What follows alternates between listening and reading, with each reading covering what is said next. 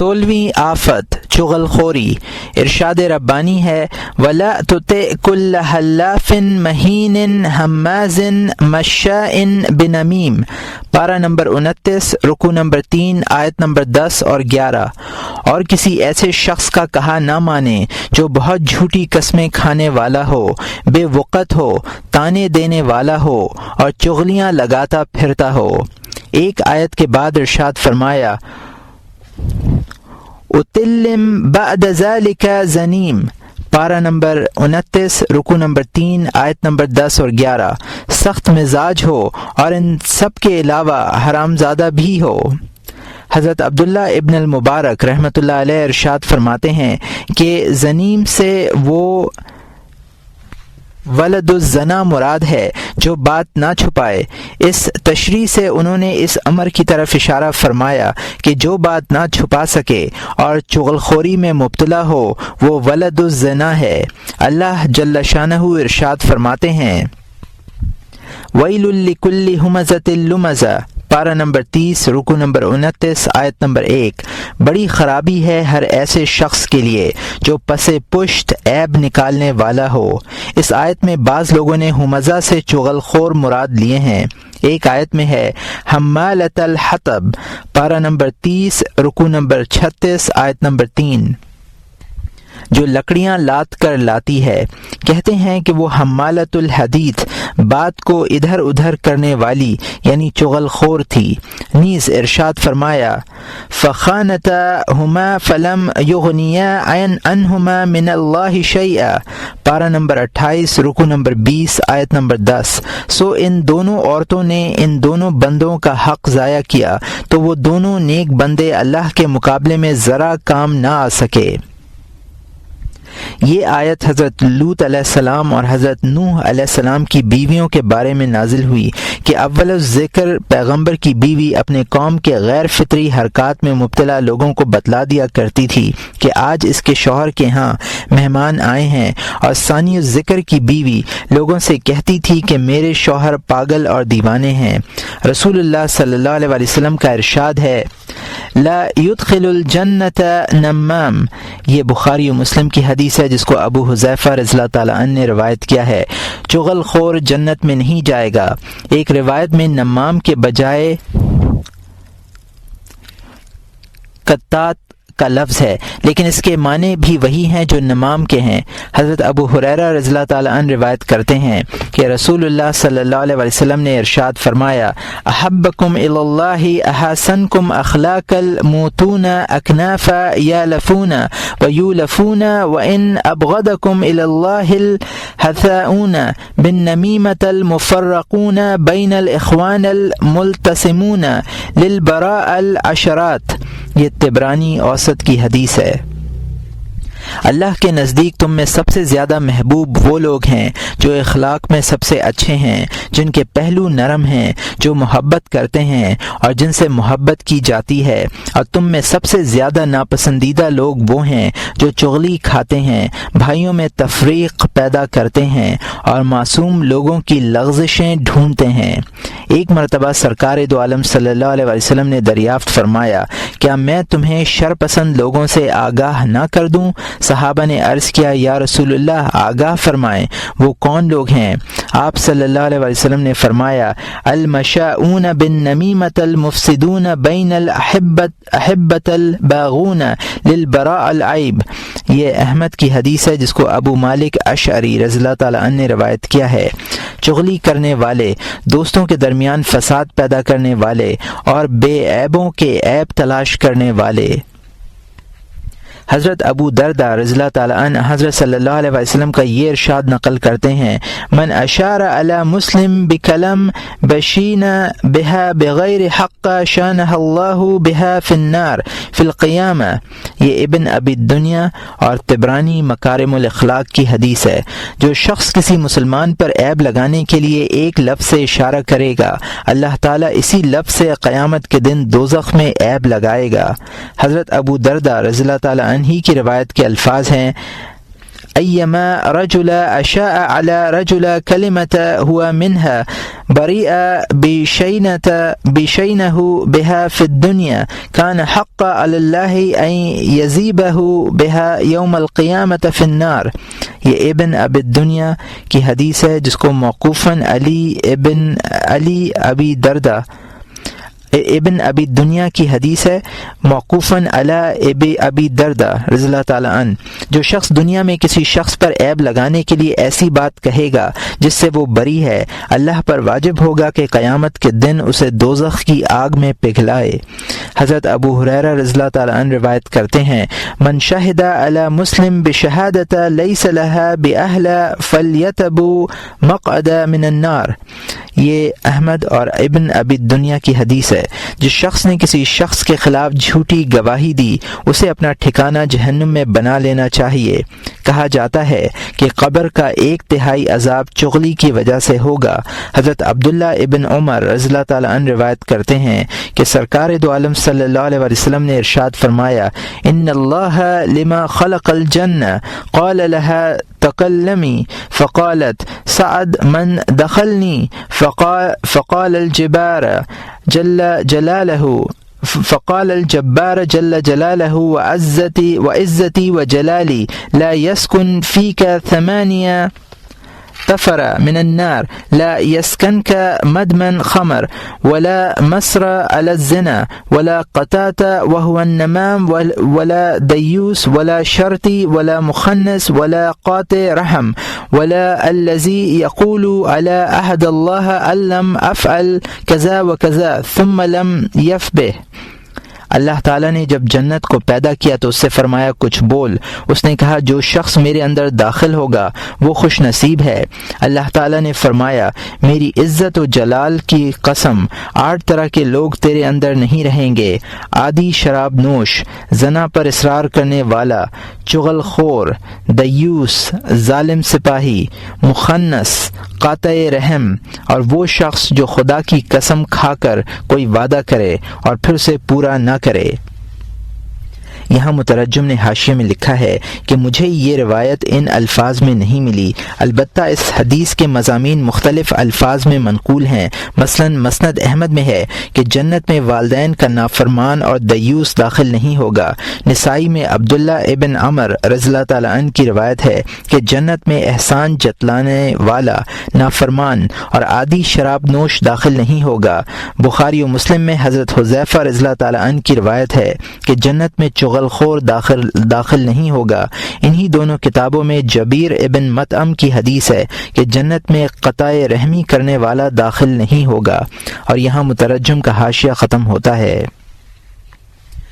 قعب الاحبار رضی اللہ تعالیٰ عنہ سے روایت ہے کہ جب بنی اسرائیل پر قحط سالی کا عذاب نازل ہوا تو حضرت موسیٰ علیہ السلام نے متعدد مرتبہ بارش کی دعا مانگی لیکن بارش نہیں ہوئی. اللہ تعالیٰ نے وحی نازل کی کہ اے موسیٰ، تمہاری اور تمہارے رفقا کی دعا اس لیے قبول نہیں ہوتی کہ تم لوگوں میں ایک ایسا شخص موجود ہے جو چغلی پر اصرار کرتا ہے. حضرت موسیٰ علیہ السلام نے عرض کیا، بار الہ مجھے بتلائیے وہ شخص کون ہے تاکہ میں اسے اپنے درمیان سے نکال باہر کروں.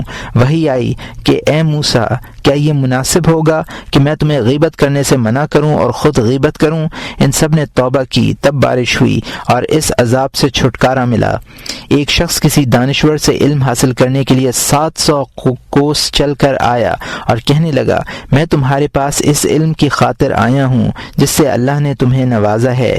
مجھے بتلائیں کہ آسمان سے زیادہ بھاری، زمین سے زیادہ وسیع، پتھر سے زیادہ سخت، دوزخ سے زیادہ گرم، زمہریر سے زیادہ ٹھنڈی، سمندر سے زیادہ بے نیاز اور یتیم سے زیادہ ذلیل کون سی چیز ہے؟ دانشور نے جواب دیا کہ کسی بے گناہ پر تہمت لگانا آسمانوں سے زیادہ بھاری ہے، حق زمین سے زیادہ وسیع ہے، کافر کا دل پتھر سے زیادہ سخت ہے، حرص و ہوس کی تپش دوزخ کی آگ کی تپش سے زیادہ ہے، کسی عزیز سے ضرورت کا پورا نہ ہونا زمہریر سے زیادہ ٹھنڈا ہے، قناعت پسند دل سمندر سے زیادہ بے نیاز ہے، اور چغل خور یتیم سے زیادہ ذلیل و خوار ہے اگر اس کی چغلی ظاہر ہو جائے. چغل خوری کی تعریف اور اس کا علاج۔ عام طور پر چغلی کی تعریف یہ کی جاتی ہے کہ کسی کا قول اس شخص سے نقل کر دے جس کے بارے میں کہا گیا ہو، مثلا یہ کہہ دے کہ فلاں شخص تمہارے بارے میں یہ کہہ رہا تھا، لیکن چغلی کی حقیقت اسی میں منحصر نہیں ہے، بلکہ اس کی تعریف یہ ہے کہ جس چیز کا ظاہر کرنا برا ہو اسے ظاہر کر دے، خواہ اسے برا لگے، جس نے کہا یا اسے جس کے بارے میں کہا گیا یا کسی تیسرے شخص کو۔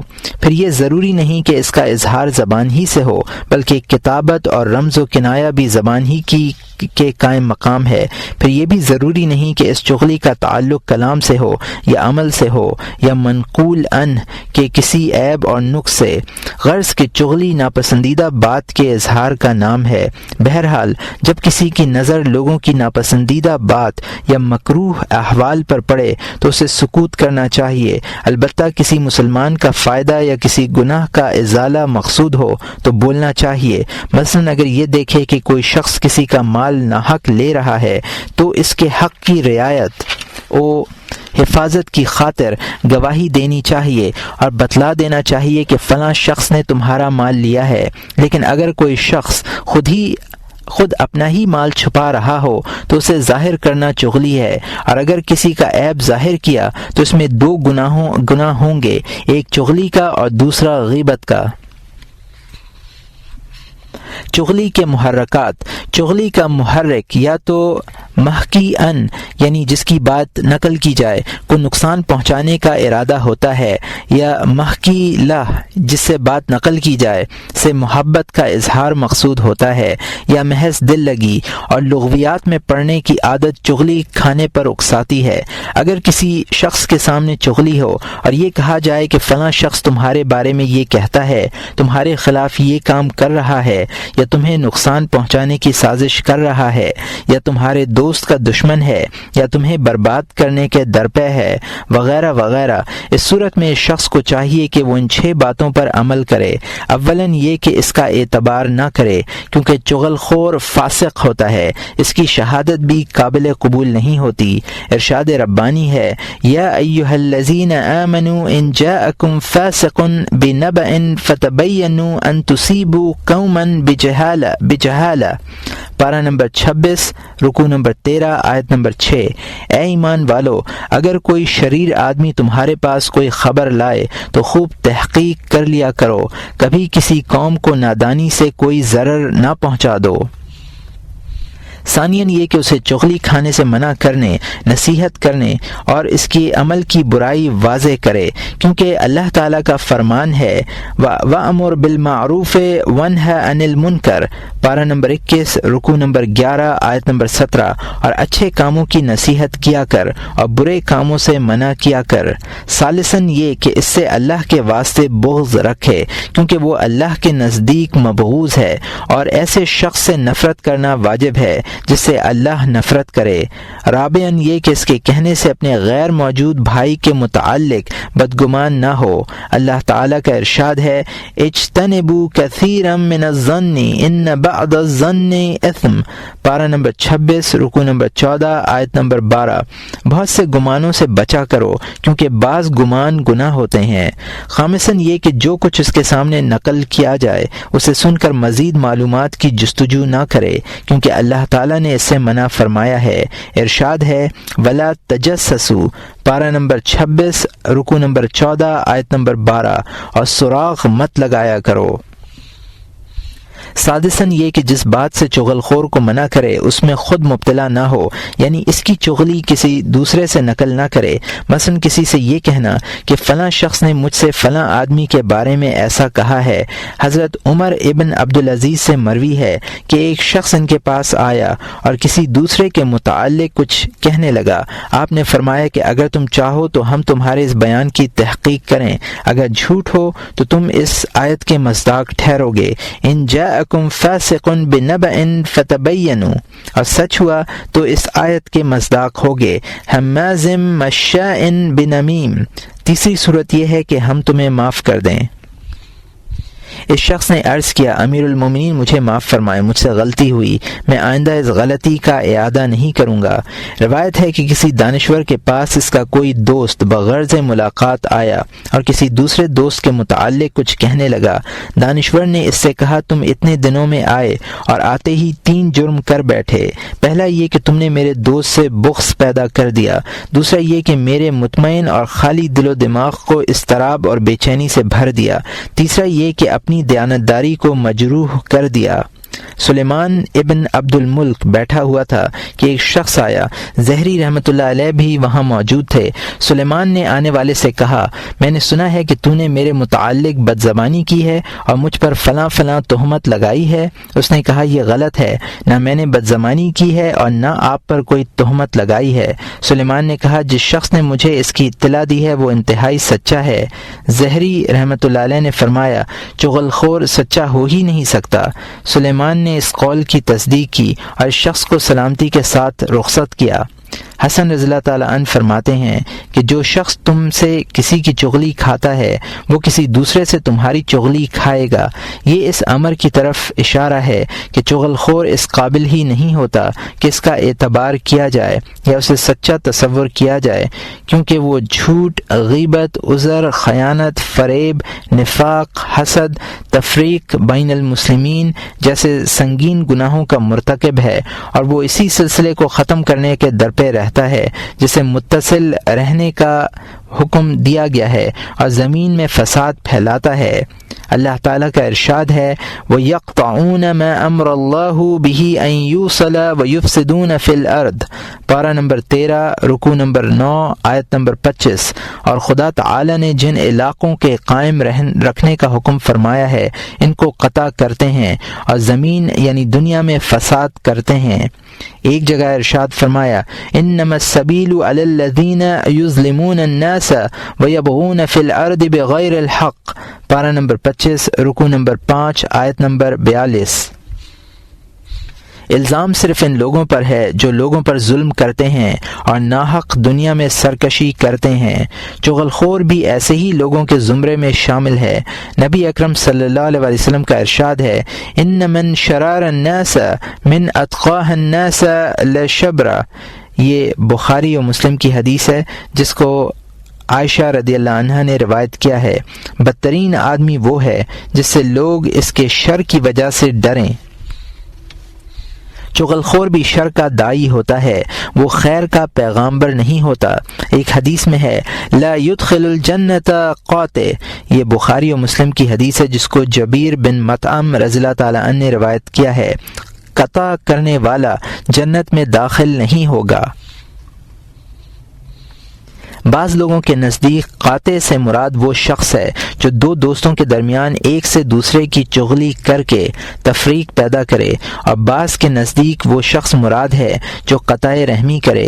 ایک شخص نے حضرت علی کرم اللہ وجہہ کے سامنے کسی کی چغل خوری کی۔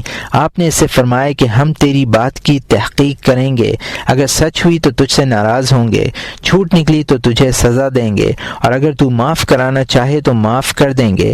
اس نے عرض کیا امیر المومنین مجھے معاف فرما دیجئے۔ محمد بن قاب القرظی سے کسی شخص نے دریافت کیا کہ کون سی خصلت مومن کو اس کے مرتبے سے نیچے گرا دیتی ہے۔ انہوں نے جواب دیا زیادہ بولنا، راز افشا کرنا اور ہر کسی کی بات پر اعتماد کر لینا۔ ایک شخص نے عبداللہ ابن عامر سے جس زمانے میں وہ امیر تھے دریافت کیا کہ کیا واقعتاً آپ کو یہ بتلایا گیا ہے کہ میں نے کسی جگہ آپ کی برائی کی ہے؟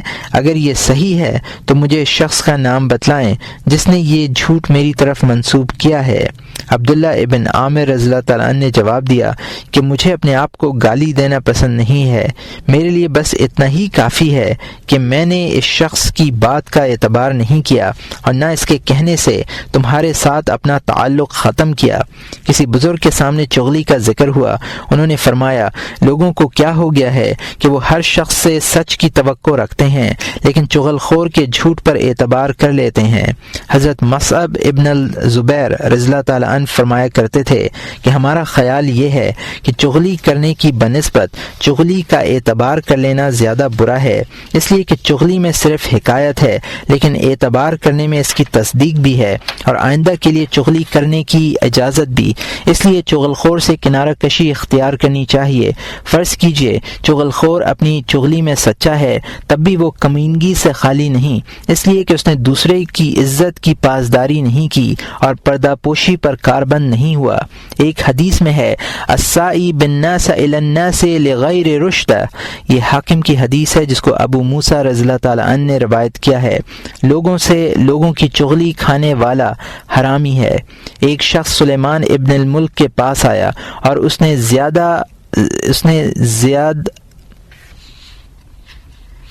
زیاد الاعجم کی چغلی کی۔ سلیمان نے مصالحت کی غرض سے دونوں کو طلب کیا۔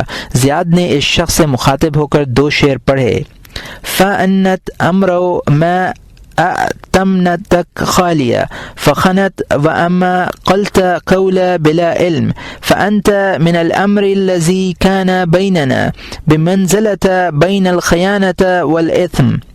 تو ایک ایسا شخص ہے کہ جو چیز میں نے تیرے پاس امانت رکھوائی تو نے اس میں خیانت کی اور بلا علم کے ایک بات کہہ دی۔ تو اس معاملے میں جو ہمارے مابین تھا خیانت اور گناہ کے درمیان ہے، یعنی تو نے امانت میں خیانت کر کے گناہ کا ارتکاب کیا ہے۔ ایک شخص نے عمر ابن عبید سے کہا کہ اسواری اپنے قصوں میں تمہارا ہمیشہ ذکر برے الفاظ میں کیا کرتا ہے۔ عمر نے کہا حیرت کی بات ہے، نہ تم نے اس کے حق کی رعایت کی جس کی بات تم مجھ سے نقل کر رہے ہو، اور نہ میرے حق کا لحاظ کیا کہ مجھے دوست کے بارے میں ایسی خبر دی جو مجھے اچھی نہیں لگی۔ خیر اگر یہ بات ایسی ہی ہے جیسی تو کہہ رہا ہے تو اس سے کہہ دے کہ موت ہم دونوں کو اپنی آغوش میں لے لے گی جو ہم دونوں کو ڈھانپ لے گی، اور قیامت کے دن ہم دونوں جمع ہوں گے۔ اللہ ہی میرے اور تیرے درمیان فیصلہ کرے گا، بلا شبہ وہ بہترین فیصلہ کرنے والا ہے۔ کسی چغل خور نے صاحب ابن عباد کو ایک پرچہ تحریر کیا کہ جو یتیم آپ کے زیر تربیت ہے اس کے پاس خاصا مال موجود ہے، اگر وہ مال خزانے میں داخل ہو جائے تو بہتر ہے۔ انہوں نے پرچے کی پشت پر جواب لکھا کہ چغلی بہت بری چیز ہے، اگرچہ درست ہی کیوں نہ ہو۔ اگر تو نے یہ پرچہ محض خیر خواہی کے ارادے سے لکھا ہے تو اس کے نتیجے میں حاصل ہونے والا ثواب تیرے لیے اس مقصد کے مقابلے میں کم ہے جو چغلی کی وجہ سے تیرے حصے میں آیا۔ تیری نصیحت ہمیں قبول نہیں ہے، اگر تو بوڑھا نہ ہوتا تو میں تجھے وہ مزہ دیتا جو اس جرم کے مطابق ہوتا۔ اے ملعون، عیب جوئی اور الزام تراشی سے پرہیز کر، اللہ ہی غیبت کا جاننے والا ہے۔ اللہ مرنے والے پر رحم فرمائے، یتیم کو بہترین عوض دے اور مال میں اضافہ فرمائے، اور چغل خور پر لعنت کرے۔ حضرت لقمان علیہ السلام نے اپنے بیٹے سے فرمایا کہ میں تجھے چند عادتیں اختیار کرنے کی نصیحت کرتا ہوں، اگر تو نے ان عادتوں کو اپنایا تو تجھے بلندی اور سرداری ملے گی اور اس وقت تک حاصل رہے گی جب تک تو ان عادتوں پر کاربند رہے گا۔ ہر قریب و بعید کے ساتھ اچھے اخلاق سے پیش آ، ہر شریف سے اپنی جہالت پوشیدہ رکھ، لوگوں کی حرمت کی حفاظت کر، اقارب سے صلہ رحمی کر، اور ان کے خلاف کسی چغل خور کی چغلی مت سن۔ انہیں بھڑکانے والوں کے شر اور فساد برپا کرنے والوں کی سازش سے معمون رکھ۔ اس شخص کو اپنا بھائی اور دوست سمجھ کہ جب جدا ہو جائے تو نہ تیری برائی کرے اور نہ تو اس کی برائی کرے۔ بعض لوگ کہتے ہیں کہ چغلی کذب، حسد اور نفاق سے بنی ہے، اور یہی تینوں خصلتیں ذلت کے ارکان ہیں۔ ایک بزرگ نے کتنی عمدہ بات کہی ہے کہ اگر چغل خور اپنے قول میں سچا بھی ہے تو در حقیقت وہی شخص تمہیں گالی دے رہا ہے۔ وہ شخص حقیقتاً قابل رحم ہے جس کی طرف اس نے اپنے قول کی نسبت کی ہے کہ اس بیچارے کو تمہارے سامنے برا کہنے کی جرت نہ ہوتی۔ خلاصہ کلام یہ ہے کہ چغل خور کا شر بڑا ہے، اس سے بچنا چاہیے۔ حماد ابن سلمہ کہتے ہیں کہ ایک شخص نے اپنا غلام بیچتے وقت خریدار کو بتایا کہ اس میں چغلی لگانے کے علاوہ کوئی دوسرا عیب نہیں ہے۔ خریدار نے خرید لینے پر رضامندی ظاہر کی۔ چند روز ہی گزرے تھے کہ غلام نے اپنے آقا کی بیوی سے کہا کہ تیرے شوہر کو تجھ سے محبت نہیں ہے، یہ ممکن ہے کہ وہ تجھے طلاق دے کر دوسری شادی کر لے، اگر تو اسے اپنی محبت کا اسیر کرنا چاہتی ہے تو اس طرح لے، اور جب وہ سو جائے تو اس کے گدی سے چند بال اتار کر مجھے دے دے، میں اس پر منتر پڑھوں گا، اس عمل سے وہ تیرے دام محبت میں گرفتار ہو جائے گا۔ بیوی کو بھڑکانے کے بعد شوہر سے کہا کہ تیری بیوی نے ایک دوست بنا لیا ہے اور اب وہ تجھے قتل کرنا چاہتی ہے، میری بات کا یقین نہ آئے تو آج سو کر دیکھ لو، وہ تمہیں سونے میں قتل کر دے گی۔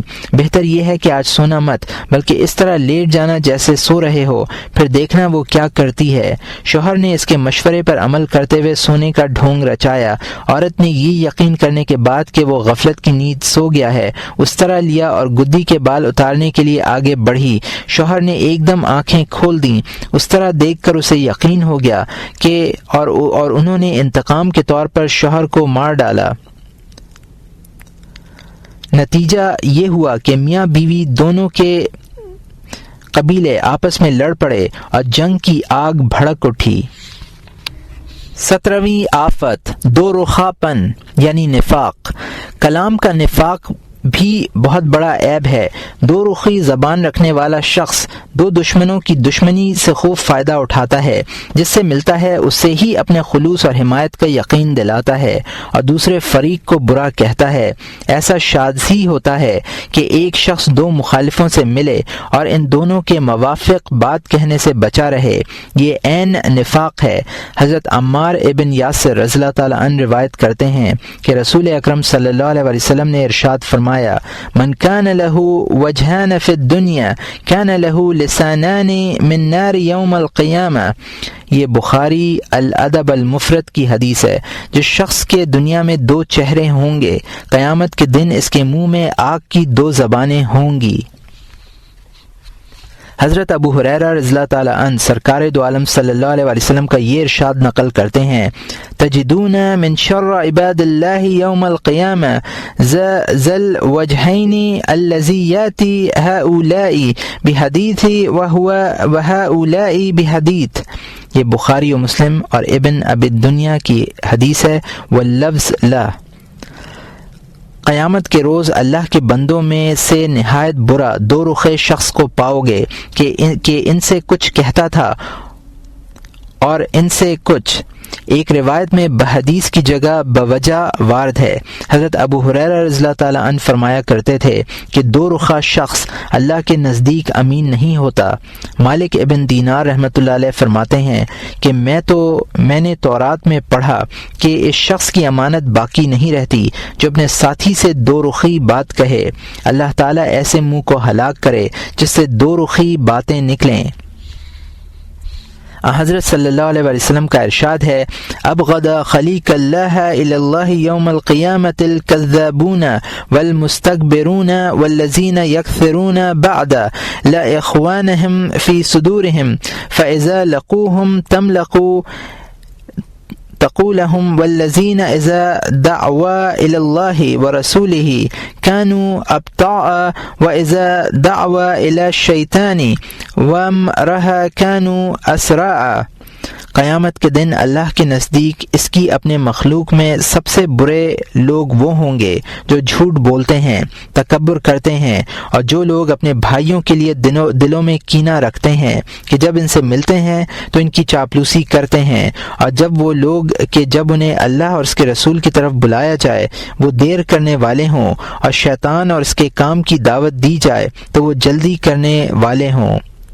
اور یہاں مترجم نے حاشیے میں لکھا ہے کہ اس روایت کی کوئی اصل مجھے نہیں ملی، اور یہاں مترجم کا حاشیہ ختم ہوتا ہے۔ حضرت عبداللہ ابن مسعود رضی اللہ تعالیٰ عنہ نے فرمایا کہ تم میں سے کوئی شخص لوگوں نے دریافت کیا، امتا کسے کہتے ہیں؟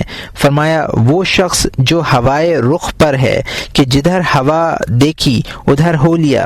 اس امر پر سب کا اتفاق ہے کہ دو شخصوں سے دو رخی ملاقات کرنا نفاق ہے۔ نفاق کی بے شمار علامتیں ہیں، ان میں سے ایک علامت دو رخا پن بھی ہے۔ روایت ہے کہ حضرت صلی اللہ علیہ وسلم کے اصحاب میں کسی صحابی کی وفات ہوئی تو حضرت حذیفہ رضی اللہ تعالیٰ عنہ نے اس کی نماز جنازہ نہیں پڑھی۔ حضرت عمر رضی اللہ تعالیٰ عنہ نے ان سے فرمایا کہ ایک صحابی رسول وفات پا گئے ہیں اور آپ نے ان کے جنازے کی نماز میں شرکت نہیں کی؟ انہوں نے کہا امیر المومنین یہ شخص انہی منافقین میں سے تھا۔ آپ نے پوچھا میں تمہیں اللہ کی قسم دے کر پوچھتا ہوں کہ میں تو ان میں سے نہیں ہوں؟ انہوں نے فرمایا نہیں بخدا نہیں، لیکن تمہارے بعد مجھے ان سے خطرہ ہے۔ دو رخے پن کی تعریف۔ اگر ایک شخص دو شخصوں سے ملے اور ہر ایک سے اچھی طرح پیش آئے اور جو بات کہے سچی کہے تو اس سے نہ وہ دو رخا کہلائے گا اور نہ اسے منافق قرار دیا جائے گا، اس لیے کہ دو دشمنوں سے سچ بول کر دوستی رکھنا ممکن ہے، اگرچہ اس طرح کی دوستی پائیدار نہیں ہوتی اور نہ اخوت کی حد تک وسیع ہوتی ہے، کیونکہ حقیقی دوستی کا تقاضا تو یہ ہے کہ دوست کے دشمن سے دشمنی رکھی جائے، جیسا کہ ہم نے آداب صحبت و اخوت کے باب میں بیان کیا ہے۔ البتہ اگر کسی نے ان دونوں کا کلام ایک دوسرے سے نقل کیا تو وہ دو رخا کہلائے گا، اور دو رخا پن چغلی سے زیادہ خطرناک ہے، اس لیے کہ چغل خور تو ایک شخص کی بات نقل کر کے فتنہ برپا کرتا ہے، یہاں تو دونوں کی طرف بات ایک دوسرے سے کہی جاتی ہے۔ پھر دو رخے پن میں ایک دوسرے کا کلام نقل کرنا ہی ضروری نہیں ہے، بلکہ اگر ہر فریق کی اپنے مخالف کی دشمنی پر تحسین کرے اور اسے اپنی حمایت کا یقین دلائے تو یہ بھی دو رخا پن ہے۔ اسی طرح ایک شخص کی موجودگی میں اس کی تعریف کرے اور جب وہ نظروں سے اوجھل ہو گیا تو اس کی برائی شروع کرے، یہ بھی دو رخا پن ہے۔ بہتر یہ ہے کہ آدمی سکوت اختیار کرے یا دو فریقوں میں سے ایک کی تعریف کرے جو حق پر ہو، اور یہ تعریف اس کے منہ پر اور پیٹھ پیچھے یکساں ہونی چاہیے، بلکہ دشمن کے سامنے بھی ہونی چاہیے۔ حضرت عبداللہ ابن عمر رضی اللہ تعالیٰ عنہ سے لوگوں نے عرض کیا کہ ہم اپنے عمراء و حکام کی مجلسوں میں جا کر وہ باتیں کرتے ہیں جو باہر نکل کر نہیں کرتے۔ ابن عمر رضی اللہ تعالیٰ عنہ نے فرمایا کہ حضرت صلی اللہ علیہ وسلم کے عہد مبارک میں ہم اسے نفاق کہا کرتے تھے، اور یہ طبرانی کی حدیث ہے۔ اگر کوئی شخص عمراء اور حکام کے ہاں آمد و رفت رکھنے سے مستغنی ہو، پھر خواہ چلا جائے اور ان کے خوف سے حق بات نہ کہے بلکہ ان کی خوشامد اور جھوٹی تعریف کرنے بیٹھ جائے تو یہ نفاق ہے، اس لیے کہ اس نے خود اپنے آپ کو اس دروغ گوئی پر مجبور کیا ہے۔ اگر وہ تھوڑے پر کانے ہوتا تو اسے ان کے درباروں میں جانے کی ضرورت نہیں تھی، وہ جاہ اور مال کے حصول کے لیے گیا اور جھوٹی تعریف کرنے پر مجبور ہوا، یہ کھلا نفاق ہے۔ یہی معنی ہیں حضرت صلی اللہ علیہ وسلم کے اس ارشاد گرامی کے، حب المال والجاہ ینبتان فی القلب النفاق کما ینبت الماء البقل۔ یہ ابو منصور ویلمی کی حدیث ہے جس کو ابو ہریرہ رضی اللہ تعالی عنہ نے روایت کیا ہے۔ مال اور جاہ کی محبت دل میں نفاق پیدا کرتی ہے، جس طرح پانی سبزہ اگاتا ہے۔ ہاں اگر کوئی شخص ان امیروں اور حاکموں کے پاس کسی اشد ضرورت کے تحت گیا اور خوف کی وجہ سے ان کی تعریف کی تو معذور ہے، کیونکہ شر سے بچنا جائز ہے۔ حضرت ابو درداء رضی اللہ تعالیٰ عنہ کہتے ہیں کہ ہم بعض ایسے لوگوں کے لیے مسکرا دیتے ہیں جن پر ہمارے دل لعنت کرتے ہیں۔ حضرت عائشہ رضی اللہ عنہا روایت کرتی ہیں کہ ایک شخص نے حضرت صلی اللہ علیہ وسلم سے حاضری کی اجازت مانگی۔ آپ صلی اللہ علیہ وسلم نے لوگوں سے فرمایا اسے آنے دو۔ آنے والا شخص معاشرے کا بدترین فرد تھا، لیکن آپ نے اس سے نرم لہجے میں گفتگو فرمائی۔ اس کے جانے کے بعد میں نے دریافت کیا یا رسول اللہ یہ شخص اس نرمی کا مستحق نہ تھا، آپ تو اس کے متعلق کچھ اور فرماتے تھے۔ آپ نے فرمایا یا عائشہ ان شر الناس الذی یکرم اتقاء شر، یہ بخاری و مسلم کی حدیث ہے۔ اے عائشہ بدترین آدمی وہ ہے جس کی تعظیم اس کے خوف سے بچنے کے لیے کی جائے۔ لیکن یہ اجازت بھی متوجہ ہونے، ہنسنے اور مسکرانے کے سلسلے میں ہے۔ جہاں تک مدح و ثنا کا تعلق ہے یہ جائز نہیں، یہ صریح جھوٹ ہے، اور صریح جھوٹ بولنا اس وقت تک جائز نہیں جب تک کوئی ضرورت اس پر مجبور نہ کرے، جیسا کہ جھوٹ کے بیان میں اس کی تفصیل آ چکی ہے۔ بلکہ عمراء و حکام کی کسی ناجائز بات کی تصدیق اور ان کے باطل کلام پر سر ہلا کر تائید کرنا بھی جائز نہیں ہے۔ اگر ایسا کرے گا تو منافق ہوگا، بلکہ جرأت ہو تو ناجائز کام یا باطل کام سے روک دینا چاہیے۔ اس پر قادر نہ ہو تو چپ رہے، لیکن دل سے برا سمجھے۔ 18ویں آفت مدح۔ بعض موقعوں پر مدح یعنی تعریف بھی جائز نہیں۔ جہاں تک ہجو کا سوال ہے، اس کا حکم غیبت کے بیان میں گزر چکا ہے۔ اب مدح کا حکم بیان کیا جاتا ہے۔ مدح میں 6 آفتیں ہیں، ان میں سے 4 کا تعلق مدح کرنے والے سے ہے اور 2 کا تعلق اس شخص سے ہے جس کی مدح کی جائے۔ مدح کرنے والے سے متعلق 4 آفتیں۔ پہلی آفت یہ ہے کہ کبھی وہ تعریف کرنے میں اس قدر افراط کرتا ہے کہ جھوٹ ہو جاتا ہے۔ خالد ابن معدان رحمۃ اللہ علیہ کہتے ہیں کہ جو شخص کسی کی تعریف میں ایسی بات کرے جو ممدوح میں نہ ہو تو اسے اللہ تعالیٰ قیامت کے روز اس حال میں اٹھائے گا کہ اس کی زبان لڑکھڑاتی ہوگی۔ دوسری آفت یہ ہے کہ کبھی تعریف میں ریا بھی شامل ہو جاتی ہے، یعنی تعریف اگرچہ سچی ہوتی ہے لیکن مادح اس تعریف سے ممدوح کے تئیں اپنی محبت کا اظہار کرنا چاہتا ہے، حالانکہ اس کے دل میں محبت نہیں ہوتی، یا وہ ممدوح کی ان تمام خوبیوں کا دل سے معترف نہیں ہوتا جن کا وہ محض نمائشی محبت کے لیے اظہار کرتا ہے۔ اس طرح وہ یار کار اور منافق ہو جاتا ہے۔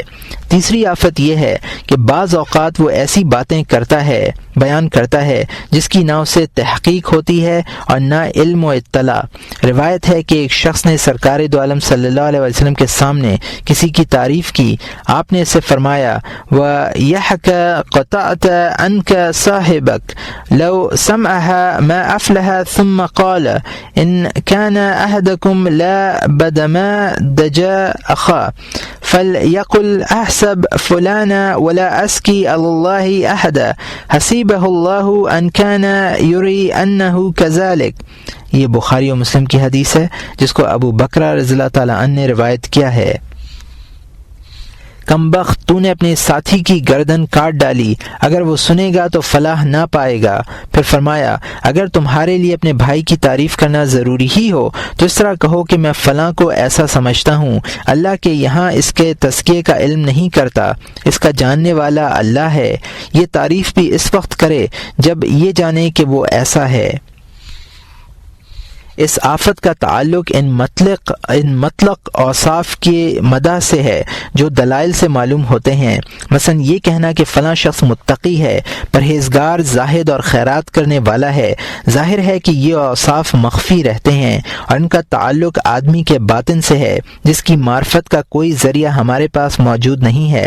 البتہ یہ کہنا صحیح ہے کہ میں نے اسے تہجد پڑھتے ہوئے دیکھا ہے یا حج کرتے ہوئے اور صدقہ دیتے ہوئے دیکھا ہے، کیونکہ یہ امور یقینی اور مشاہد ہیں۔ کسی کو یقینی طور پر عادل یا راضی بر قضا قرار دینا بھی درست نہیں، کیونکہ عدالت اور رضا دونوں باطن سے متعلق ہیں اور باطنی آزمائش کے بغیر ان کا علم ہونا ممکن نہیں۔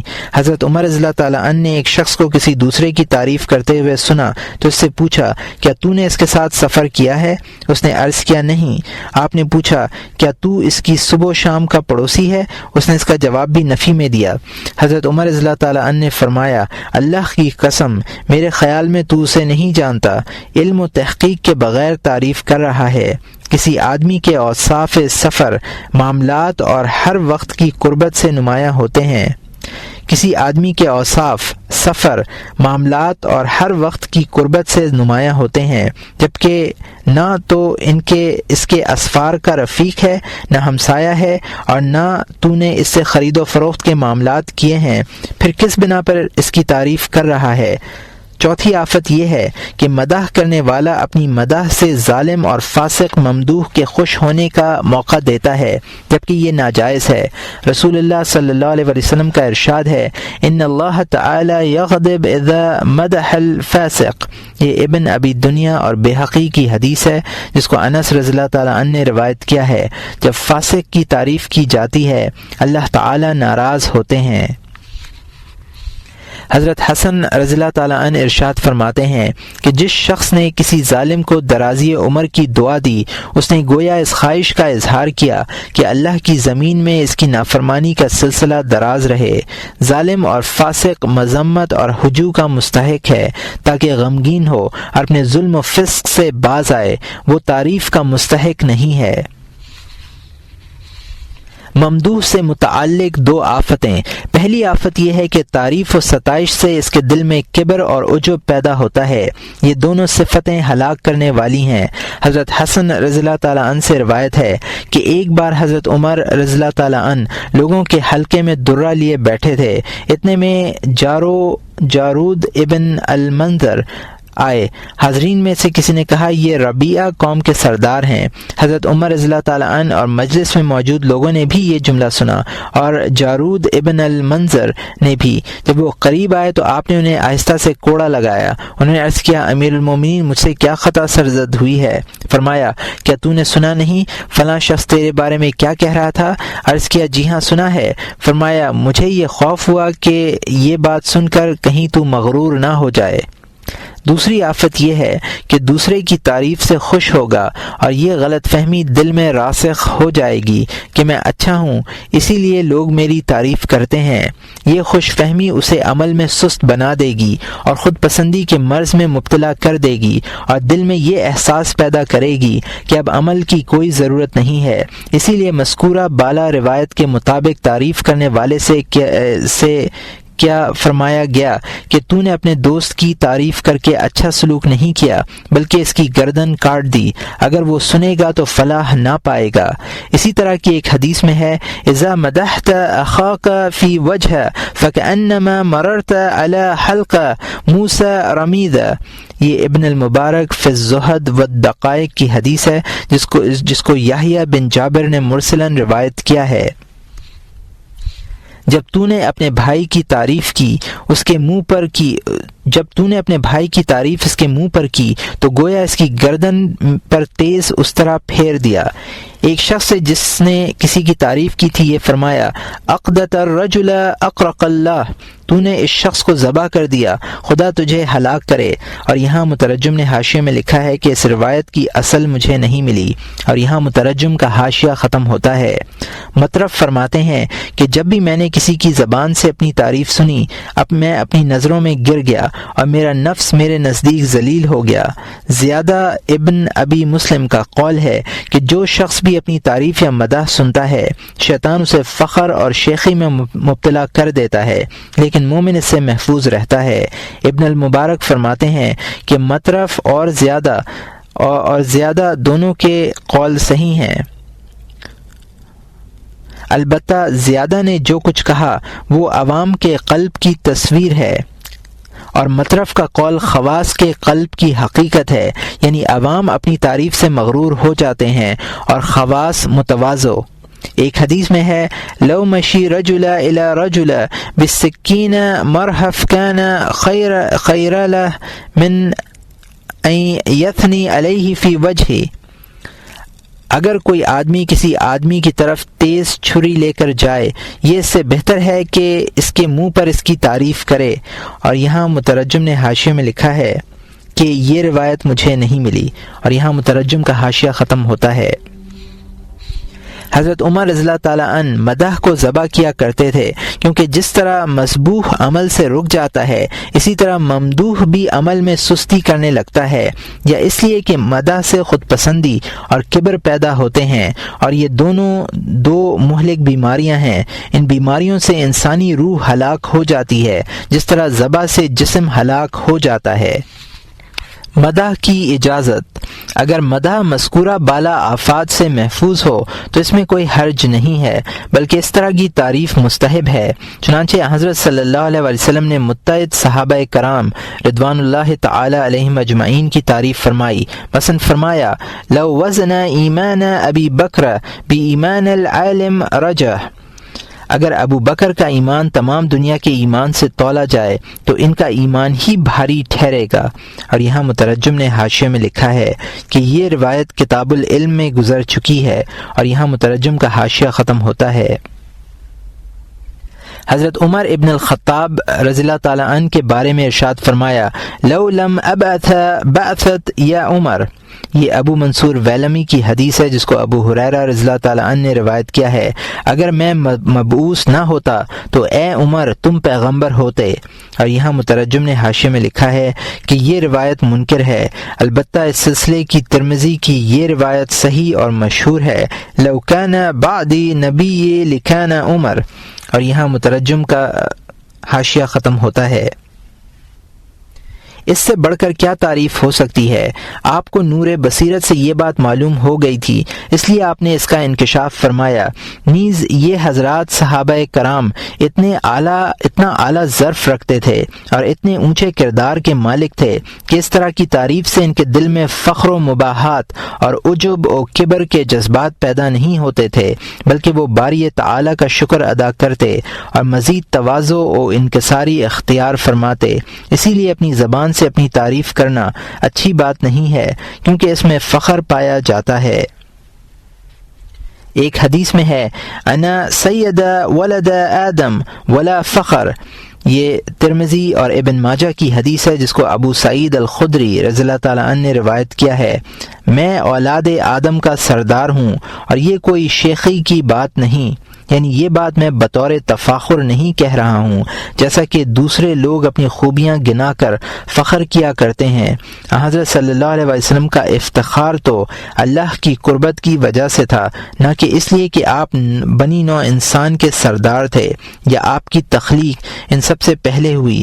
یہ ایسا ہی ہے جیسے کوئی شخص بادشاہ کے ہاں مقبول اور معتمد ہو تو وہ بادشاہ کے دربار میں اپنی مقبولیت اور اعتماد پر فخر کرتا ہے، نہ کہ اس بات پر کہ وہ بعض رعایا پر فوقیت رکھتا ہے. اس تفصیل سے یہ بات اچھی طرح سمجھ میں آ گئی ہوگی کہ احادیث میں مدح کی مذمت کیوں فرمائی گئی اور بعض مواقع پر اس کی اجازت و ترغیب کیوں دی گئی. ایک روایت میں ہے کہ جب کچھ لوگوں نے کسی مردہ شخص کی تعریف کی تو آپ نے ارشاد فرمایا، وجبت، یعنی جنت واجب ہو گئی. اور یہ بخاری و مسلم کی حدیث ہے جس کو انس رضی اللہ تعالیٰ عنہ نے روایت کیا ہے. اس سے معلوم ہوا کہ دوسرے کا ذکر خیر کے ساتھ ہی کرنا چاہیے، خاص طور پہ مردہ لوگوں کا، کیونکہ مومنوں کی شہادت سے اس کے درجے بلند ہوتے ہیں. مجاہد فرماتے ہیں کہ بنی آدم کے ساتھ فرشتے لگے رہتے ہیں. جب کوئی مسلمان اپنے مسلمان بھائی کا ذکر خیر کرتا ہے تو فرشتے کہتے ہیں کہ اللہ تجھے بھی ایسا ہی کرے، اور جب اس کا ذکر برائی سے کرتا ہے تو فرشتے کہتے ہیں اے انسان تیرے عیب پوشیدہ ہیں، اسی پر بس کر اور اللہ تعالیٰ کا شکر ادا کر کہ اس نے تیرے عیب ظاہر کر کے تجھے رسوا نہیں فرمایا. ممدوح کی ذمہ داری، ممدوح کو چاہیے کہ وہ اپنی تعریف پر نازا نہ ہو اور کبر و عجب کا ہلکا سا غبار بھی اپنے دل کی سطح پر نہ پڑنے دے. اور یہ بات اسی وقت ہو سکتی ہے جب وہ تعریف کے وقت یہ سوچے کہ دنیا سے رخصت ہونے کی گھڑی انتہائی نازک اور خطرناک ہے. ریا اور اعمال کی بے شمار آفتیں طاق میں ہیں، ذرا سی دیر میں نیکیاں خاک میں مل سکتی ہیں. ممدوح کو اپنے ان عیوب کا جائزہ لینا چاہیے جن سے تعریف کرنے والا واقف نہیں ہے. اگر وہ ان عیوب سے واقف ہوتا تو ہرگز تعریف نہ کرتا. اپنی تعریف خاموشی سے سن لینا مناسب نہیں ہے، بلکہ تعریف کرنے والے کو ذلیل کر کے اپنی ناگواری ظاہر کرے، جیسا کہ حضرت صلی اللہ علیہ وسلم نے ارشاد فرمایا، اَأْثَوُ التَّرَابَ فِي وُجُوهِ الْمَادِحِينَ. یہ مسلم کی حدیث ہے جس کو مقداد رضی اللہ تعالیٰ عنہ نے روایت کیا ہے، تعریف کرنے والوں کے چہروں پر خاک ڈالو. سفیان ابن عینیہ رحمۃ اللہ علیہ فرماتے ہیں کہ جو شخص اپنے نفس سے واقف ہے اسے تعریف ضرر نہیں پہنچاتی. کسی شخص نے ایک بزرگ کی تعریف کی، انہوں نے کہا، اے اللہ یہ لوگ مجھے نہیں جانتے، تو اچھی طرح جانتا ہے، میں یکساں ہوں. ایک بزرگ نے اپنی تعریف سن کر باری تعالی کی جناب میں عرض کیا، اے اللہ تیرا بندہ تیری ناراضگی کے ذریعے میری قربت چاہتا ہے، میں تجھے گواہ بناتا ہوں کہ میں اس کی اس حرکت سے ناخوش ہوں. حضرت علی رضی اللہ تعالیٰ عنہ کی کسی نے تعریف کی، آپ نے فرمایا، اے اللہ میرے جن گناہوں سے یہ لوگ واقف نہیں انہیں معاف فرما. جو اچھائیاں میری طرف منسوب کرتے ہیں ان پر مواخذہ مت کر، اور جیسا یہ مجھے سمجھتے ہیں ایسا ہی کر دے. ایک شخص نے حضرت عمر رضی اللہ تعالیٰ عنہ کی تعریف کی. آپ نے اس سے فرمایا کیا تو مجھے اور اپنے آپ کو ہلاک کرنا چاہتا ہے؟ ایک شخص نے جو پیٹھ پیچھے بیٹھ کر برائیاں کیا کرتا تھا حضرت علی رضی اللہ تعالیٰ عنہ کی ان کے سامنے تعریف کی. آپ نے اس سے فرمایا جو بات تیری زبان پر ہے میں اس سے کم ہوں، اور جو تیرے دل میں ہے میں اس سے بڑھ کر ہوں. 19ویں آفت، کلام کی غلطیوں سے غفلت. کلام کے اثناء میں دقیق غلطیوں سے غفلت برتنا بھی بڑی آفت ہے، خاص طور پر ان باتوں میں جن کا تعلق باری تعالیٰ کی ذات و صفات سے ہو اور دین سے مرتبط اور متعلق ہوں، اور دین سے متعلق الفاظ کو صحیح طریقے پر علماء اور فصحاء ہی ادا کر سکتے ہیں. علم اور فصاحت سے محروم لوگوں کا کلام لغزشوں سے خالی نہیں ہوتا، البتہ متکلم کی جہالت کے باعث اللہ تعالیٰ ایسی لغزشیں معاف فرما دیتا ہے. اس طرح کی غلطیوں کی مثال حضرت حذیفہ رضی اللہ تعالیٰ عنہ کی یہ روایت ہے کہ سرکار دو عالم صلی اللہ علیہ وسلم نے ارشاد فرمایا لا یقل احدکم ما شاء اللہ وشئت ولکن یقل ما شاء اللہ ثم شئت. یہ ابو داؤد اور نسائی کی حدیث ہے. تم میں سے کوئی یہ نہ کہے کہ جو اللہ اور میں چاہوں، بلکہ یوں کہے کہ جو اللہ نے چاہا پھر میں نے چاہا. یہ کہنا اس لیے صحیح نہیں ہے کہ مطلق عطف میں غیر اللہ کو اللہ کے ساتھ شریک کرنے کا عمل پایا جاتا ہے، اور یہ سمجھ میں آتا ہے کہ ارادہ و خواہش میں یہ دونوں برابر ہیں. یہ بات احترام اور ادب کے منافی ہے، بلکہ پہلے باری تعالیٰ کی مشیت بیان کرے پھر اپنا ارادہ و خواہش. حضرت عبداللہ ابن عباس رضی اللہ تعالیٰ عنہ روایت کرتے ہیں کہ ایک شخص حضرت صلی اللہ علیہ وسلم کے پاس آیا اور گفتگو کے دوران کہنے لگا کہ جو اللہ اور اس کا رسول چاہے.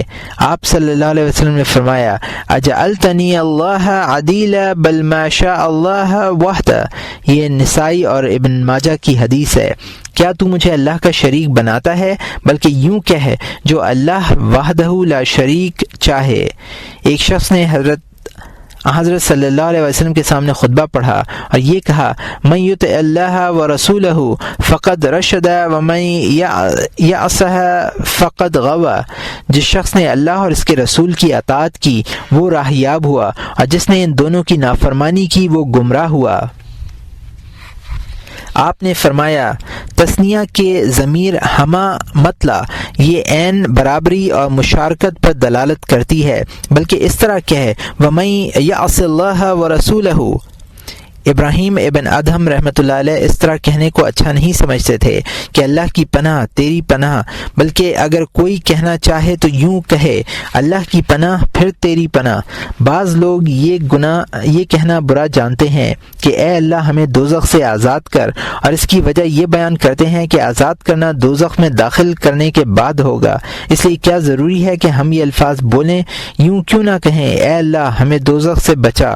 ایک شخص نے یہ دعا کی اے اللہ مجھے ان لوگوں میں سے کر جنہیں قیامت کے دن حضرت صلی اللہ علیہ وسلم کی شفاعت نصیب ہوگی. حضرت حذیفہ رضی اللہ تعالیٰ عنہ نے فرمایا کہ مومنین کو حضرت صلی اللہ علیہ وسلم کی شفاعت کی ضرورت نہیں ہوگی، بلکہ آپ کی شفاعت امت کے گناہگاروں کے لیے ہوگی.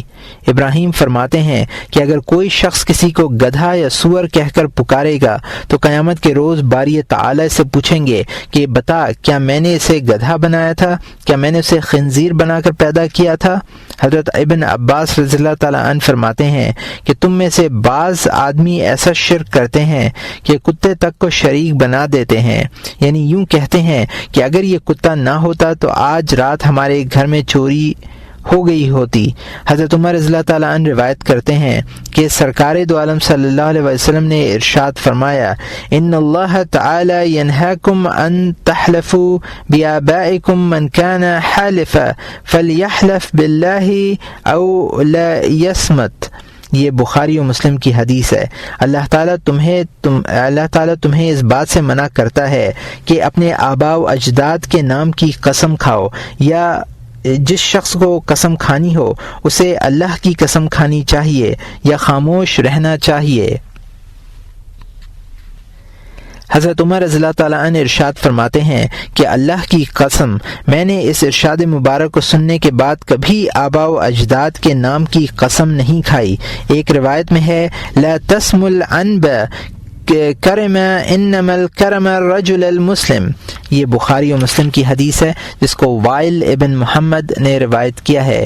انگور کو کرم مت کہو، کرم تو مسلمان آدمی ہے۔ حضرت ابو ہریرہ رضی اللہ تعالیٰ عنہ روایت کرتے ہیں کہ رسول اللہ صلی اللہ علیہ وسلم نے ارشاد فرمایا لا یقولن احدکم عبدی ولا امتی کلکم عبید اللہ وکل نساءکم اماء اللہ ولیقل غلامی وجاریتی فتاتی ولا یقول الملوک ربی ولا ربنی ولیقل سیدی و سیدتی فکلکم عبید اللہ والرب اللہ سبحانہ وتعالی۔ یہ بخاری و مسلم کی حدیث ہے۔ تم میں سے ہرگز یہ نہ کہے کہ یہ میرا بندہ ہے، یہ میری لونڈی ہے، تم سب اللہ کے بندے ہو اور تمہاری تمام عورتیں اس کی لونڈیاں ہیں، بلکہ یہ کہا کرو کہ یہ میرا غلام ہے، یہ میری باندی ہے، یا میری باندی ہے یا میرا چھوکرا ہے اور میری چھوکری ہے۔ غلام بھی اپنے آقا کو رب یا ربنا پرورش کرنے والا نہ کہے بلکہ آقا یا سردار کہے، اس لیے کہ تم سب اللہ کے بندے ہو اور پالنے والا اللہ سبحانہ و تعالی ہے۔ رسول اکرم صلی اللہ علیہ وسلم نے ارشاد فرمایا لا تقول الفاسق سیدنا فإنه ان يكن سیدکم فقد اسخطتم ربکم۔ یہ ابو داؤد کی حدیث ہے جس کو بریدہ رضی اللہ تعالیٰ عنہ نے روایت کیا ہے۔ فاسق کو اپنا سردار مت کہو، اگر وہ تمہارا سردار ہوا تو تم نے اپنے رب کو ناراض کر دیا۔ ایک حدیث میں ہے من قال انا بریء من الاسلام فان كان صادقا فهو كما قال وان كان كاذبا فلن يرجع الى الاسلام سالما۔ یہ نسائی اور ابن ماجہ کی حدیث ہے جس کو بریدہ رضی اللہ تعالیٰ عنہ نے روایت کیا ہے۔ جو شخص یہ کہے کہ میں اسلام سے بری ہوں، اگر وہ سچا ہے تو ایسا ہی ہوگا جیسا اس نے کہا، اور جھوٹا ہے تو اسلام کی طرف اس کی واپسی سلامتی نہ ہوگی۔ یہ چند مثالیں ان سے کلام کی ان غلطیوں کا اندازہ لگایا جا سکتا ہے جن پر عام آدمی کی نظر نہیں جاتی، حالانکہ ان پر مواخذہ ہوتا ہے۔ ان غلطیوں کا احاطہ کرنا ممکن نہیں ہے۔ اب تک ہم نے زبان کی جن آفتوں کا تذکرہ کیا ہے ان میں غور کرنے سے معلوم ہوگا کہ زبان کو آزاد رکھنے میں سلامتی نہیں ہے، اور حضرت صلی اللہ علیہ وسلم کا یہ ارشاد مبارک حکمت سے پر ہے من صمت نجا، اور یہ ترمذی کی حدیث ہے، جو چپ رہا اس نے نجات پائی، اس لیے کہ یہ تمام آفتیں مہلک ہیں اور نفس کو خطرات میں ڈالنے والی ہیں۔ آدمی چپ رہ کر ہی ان ہلاکتوں اور خطروں سے بچ سکتا ہے۔ بولنے میں خطرہ ہی خطرہ ہے، الا یہ کہ فصاحت، علم، تقوی اور مراقبہ کی صلاحیت رکھتا ہو۔ بعض اوقات آدمی بچاؤ کے ان تمام ذرائع کے باوجود اپنا بچاؤ نہیں کر پاتا، اس لیے چپ نہ رہ سکے تو کم بولنا بہتر ہے، اگرچہ کم بولنے میں بھی خطرات سے مفر نہیں۔ 20ویں آفت، عام لوگوں کے سوالات۔ یہ بھی بڑی آفت ہے کہ عوام الناس اللہ تعالیٰ کی صفات کے بارے میں طرح طرح کے سوالات کرتے ہیں اور اس کے کلام اور حروف و الفاظ کے متعلق پوچھتے ہیں کہ یہ حادث ہیں یا قدیم، حالانکہ عوام کا حق صرف اتنا ہے کہ وہ قرآن کریم کے احکام کی تعمیل کریں، لیکن کیونکہ عمل نفس پر شاق گزرتا ہے اور فضول بحثوں میں کام و ذہن کو لذت محسوس ہوتی ہے، اس لیے وہ لوگ بھی علم کے دروازے پر دستک دیتے ہوئے نظر آتے ہیں جنہیں اس سے ادنا درجے کی مناسبت نہیں ہے۔ شیطان انہیں اکساتا ہے اور یہ باور کراتا ہے کہ تم عالم ہو، صاحب فضل و کمال ہو، تمہاری ایک رائے ہے، تمہیں اپنی رائے ظاہر کرنی چاہیے۔ بعض اوقات وہ ان خود ساختہ عالموں کو زبان سے ایسی باتیں نکلوا دیتا ہے جو صریح کفر ہوتی ہیں، اور انہیں یہ احساس بھی نہیں ہوتا کہ وہ کیا بک گئے ہیں۔ عامی کے لیے کبیرہ گناہ کے ارتکاب کی بنسبت علمی بحثیں کرنا زیادہ خطرناک ہے، خاص طور پر وہ بحثیں جن کا تعلق اللہ تعالیٰ کی ذات و صفات سے ہو۔ ان کا کام صرف اتنا ہے کہ وہ جو کچھ قرآن کریم میں نازل ہوا ہے اس پر بلا چوں و چرا ایمان لائیں اور عبادات میں مشغول ہوں۔ عبادت سے تعلق رکھنے والے امور کے سلسلے میں ان کا پوچھنا بے ادبی ہے، اس سے وہ باری تعالیٰ کی ناراضگی کے مستحق قرار پاتے ہیں اور کفر کے خطرے میں پڑتے ہیں۔ یہ ایسا ہی ہے جیسے چرواہے اور جانوروں کے رکھوالے بادشاہوں کی سیاست اور حکومت کے اسرار کے بارے میں سوالات کرنے لگیں۔ ظاہر ہے ایسے لوگوں کو اس جسارت کی سزا دی جائے گی اور انہیں اپنے دائرے میں محدود رہنے کا پابند بنایا جائے گا۔ کسی ایسے دقیق علمی مبحث پر گفتگو کرنے والا بھی عامی کی طرح ہے جسے اس کا ذہن سمجھنے سے قاصر ہو، اگرچہ وہ دوسرے مباحث پر اچھی گفتگو کیوں نہ کرتا ہو۔ اسی لیے حضرت صلی اللہ علیہ وسلم نے صحابہ سے ارشاد فرمایا، ذرونی ما ترکتکم فإنما حلک من کان قبلکم بکثرت سوالہم واختلافہم علی انبیاءہم ما نہیتکم عنہ فاجتنبوہ وما امرتکم بہ فاتوا بہ ما استطعتم۔ یہ بخاری و مسلم کی حدیث ہے جس کو ابو ہریرہ رضی اللہ تعالیٰ عنہ نے روایت کیا ہے۔ جو بات میں نے تمہیں نہیں بتلائی اسے مجھ ہی تک رہنے دو، کیونکہ تم سے پہلے لوگ اسی لیے ہلاک ہو گئے ہیں کہ وہ بکثرت سوال کیا کرتے تھے اور اپنے انبیاء سے اختلاف کیا کرتے تھے۔ میں نے تمہیں جس چیز سے منع کیا ہے اس سے رکو، اور جس چیز کا حکم دیا ہے اسے جتنا تم سے ہو سکے بجا لاؤ۔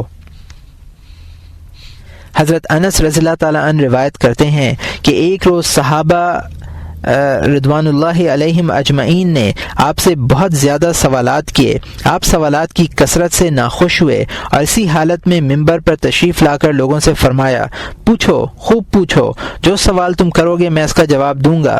ایک شخص نے کھڑے ہو کر دریافت کیا، یا رسول اللہ میرا باپ کون ہے؟ آپ نے فرمایا تیرا باپ حذیفہ ہے۔ اس کے بعد دو نوجوان کھڑے ہوئے اور انہوں نے بھی اپنے باپ کے متعلق پوچھا۔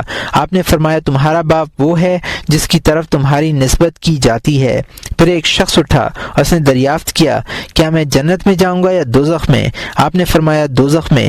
جب لوگوں نے آپ کی ناراضگی محسوس کی تو خاموش ہو گئے اور کسی نے کوئی سوال نہیں کیا۔ سوالات کا سلسلہ منقطع ہوا۔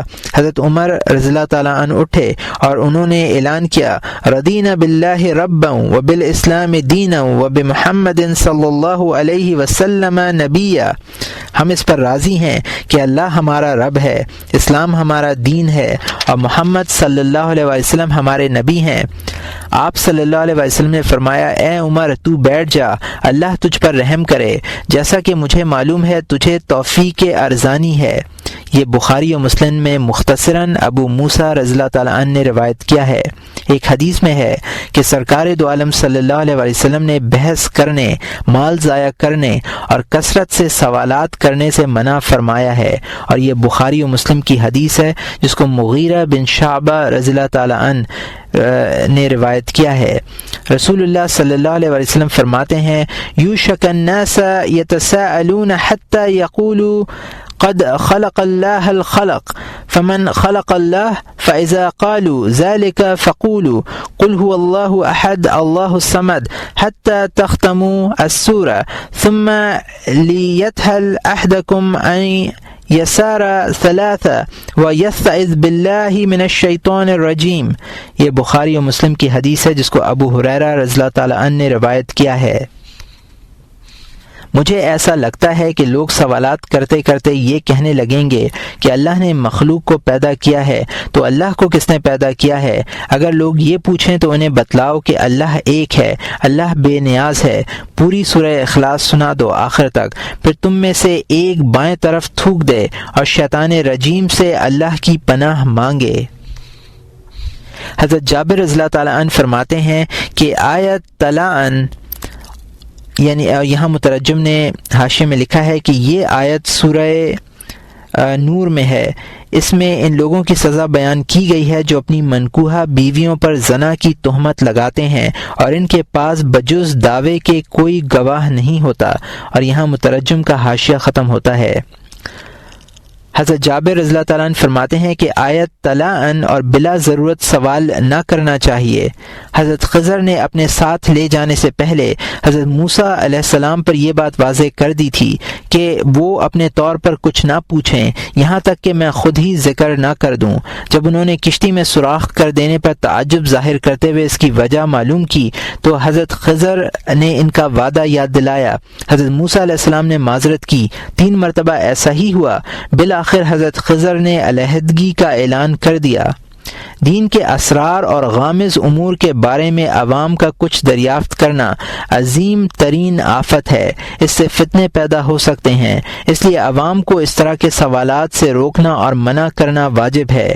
قرآنی الفاظ اور حروف کے قدیم یا حادث ہونے کے سلسلے میں ان کا بحث کرنا ایسا ہے جیسے کوئی شخص بادشاہ کے فرمان پر عمل کرنے کے بجائے اس کاغذ پر غور کرنے لگے جس پر وہ فرمان لکھا ہوا ہے، یا ان الفاظ کی ترکیب پر بحث کرنے بیٹھ جائے جن سے حکم عبارت ہے۔ اس کا کام صرف عمل کرنا تھا، عمل اس نے کیا نہیں اور ایک ایسے کام میں مصروف ہو گیا جو اس سے مطلوب نہیں، ایسا شخص یقیناً سزا کا مستحق ہوگا۔